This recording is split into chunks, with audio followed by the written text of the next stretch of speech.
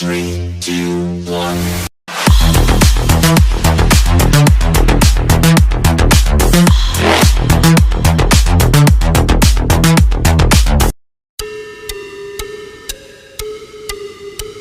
Hello everyone, you are watching the 𝐷𝐸𝐴𝐚𝐦𝐞𝐬 YouTube channel, and today in this video I am going to show you top 5 best underrated FPS games for low-end PCs, which you probably never heard of. All the 5 games in this list can be played on a computer with at least 2 GB of RAM, so before we just get started, I want you to hit that like button, and don't forget to subscribe the channel. So now let's get started. On the number 5 spot we have the Bioshock Infinite. Bioshock Infinite is a first-person shooter video game, developed by Rational Games and published by 2K Games. It was released worldwide for the Microsoft Windows, PlayStation 3, Xbox 360, and OS X platforms in 2013, and a Linux port was released in 2015. Infinite is the third installment in the Bioshock series, and though it is not immediately part of the storyline of previous Bioshock games, it features similar gameplay concepts and themes. Rational Games and creative director Ken Levine based the game's setting on historical events at the turn of the 20th century, such as the 1893 World's Columbian Exposition, and based the story on the concept of American exceptionalism, while also incorporating influences from more recent events at the time such as the 2011 Occupy movement. The game is set in the year 1912 and follows its protagonist,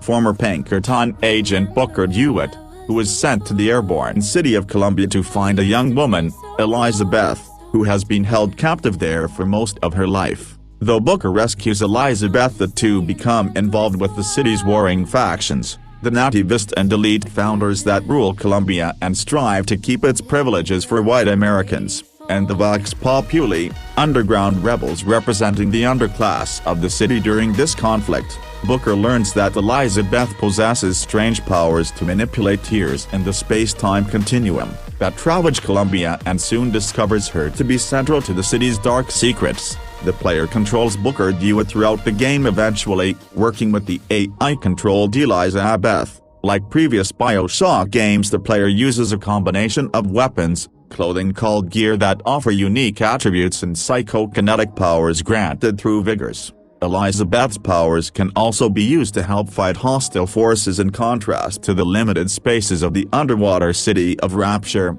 The openness of Columbia provides for more dynamic combat, including combat that takes place aboard the city's Skyline roller coaster-like rail system. Downloadable content for the game includes a story-based mission, Burial at Sea, that links Infinite's story to that of the original Bioshock game.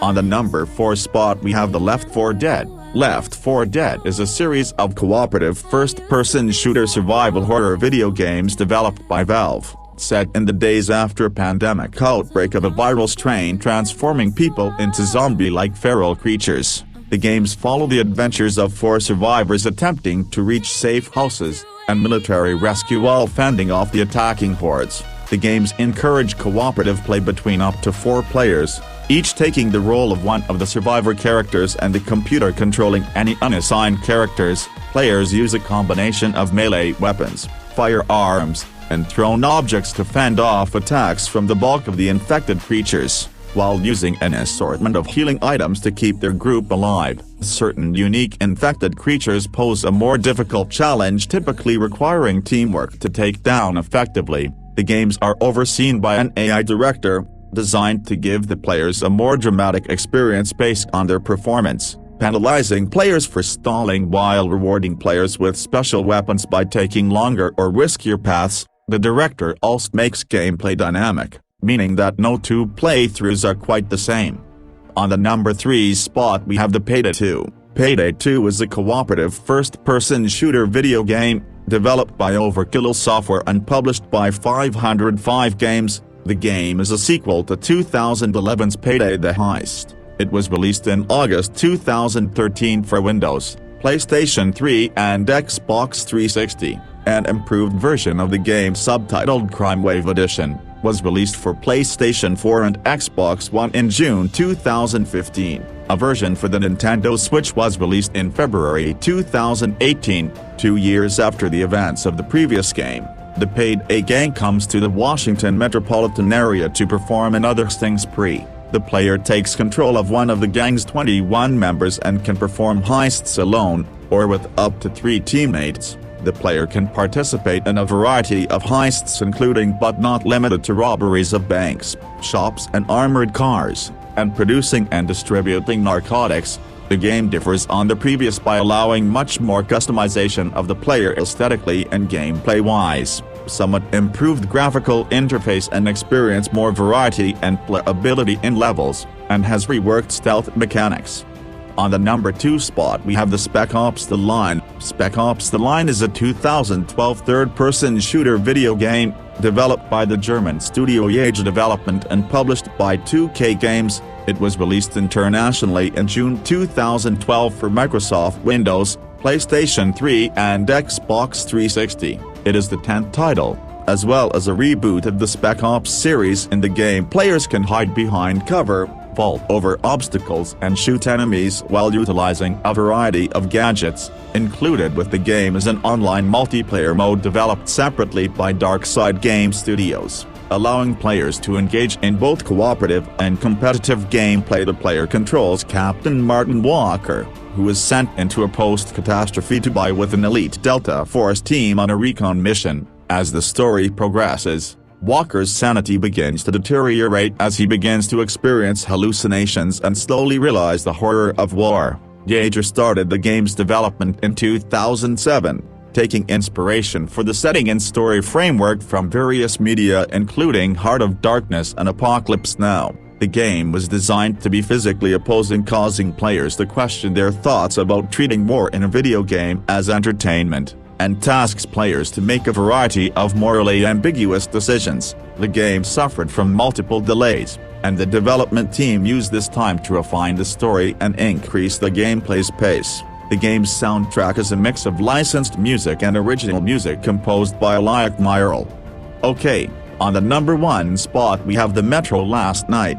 Metro Last Light is a post-apocalyptic themed first-person shooter video game with stealth and survival horror elements. It was developed by Ukrainian studio 4A Games and published by Deep Silver for Microsoft Windows, PlayStation 3 and Xbox 360 in May 2013, a sequel to the video game Metro 2033. Its story follows Artyom, a young soldier living in the Moscow metro after a devastating nuclear war. Tasked with finding the mysterious Dark Ones, Artyom must venture to different parts of the metro system, and the surface filled with radiated gases and fight against different factions and mutated monsters. The game improves on various gameplay mechanics of 2033 and introduces elements such as weapon customization. The occasionally missions bring the player above ground. Combat alternates between the player fighting mutants and hostile humans. Areas are larger and Last Light compared to 2033, and the game encourages exploration by having multiple routes.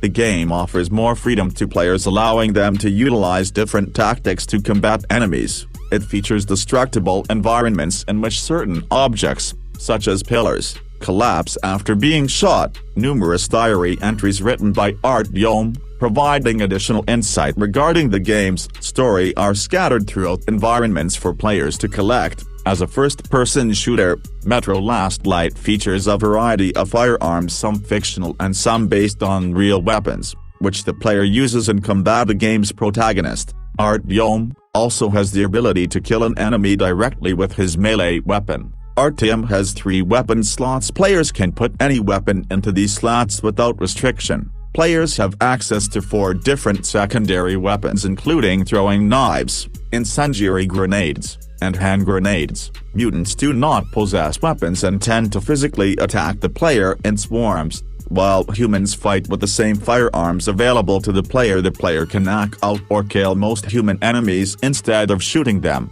using stealth to avoid detection as enemies are inefficient in spotting the player character in darkness. Players can turn off oil lamps and light bulbs to gain an advantage over their opponents in the post-apocalyptic environment. Ammunition is a rare and essential commodity pre-apocalypse. Military-grade ammunition is used as currency. Players can avoid consuming all the valuable currency by using lower-quality bullets made within the metros due to the scarcity of ammunition. A crucial aspect of gameplay is scavenging. The player can loot corpses and the environment for spare ammunition, as well as weapons and other items. The military-grade ammunition can be used to purchase other ammunition, weapons, and items within most of the metro stations. Weapon attachments, such as scopes and silencers, which improve weapon efficiency, can be purchased with these bullets. The game's locations reflect the dark atmosphere of real metro tunnels with added survival horror elements. Paranormal phenomena, such as shadow figures, hallucinations, and unexplained noises are present, and for the most part the player has to rely on their lighter and rechargeable flashlight to navigate the darkness. Location's layout is often intricate and the game lacks any form of map or objective marker, leaving the player to try finding their objectives with only a compass. The surface is more lethal than the metro system, featuring a day-night cycle and a dynamic weather system. These sections are severely irradiated and a gas mask must be worn at all times because of the toxic air. The player must collect air filters for the gas mask. These last several minutes each, and are automatically replaced provided the player has more in reserve. Players also need to wipe off the dirt and blood splatter that collects on the gas mask. There is no head-up display indicator to tell how long the player has until the gas mask's filters begin to fail. Rather, a timer on the character's wristwatch shows how long until the current filter expires.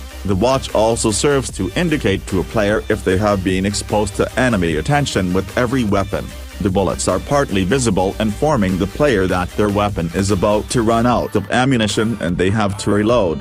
Instead of head-up display, the game makes use of audio and visual cues to present information to players. There are certain subtle moral choices in the game that provide karma. Good karma can be acquired by good actions, such as rescuing people from enemy characters, listening to conversations between NPCs, or sparing enemy soldiers. Bad karma can be acquired from evil actions, such as killing people randomly or stealing things. Karma affects the ending that the player experiences. So guys, that's it for today. Make sure to like the video, and don't forget to subscribe the channel. Okay, with all due respect, love your parents, respect your country, keep playing, and keep going, and most importantly, be happy with what you have. Bye. This is the future.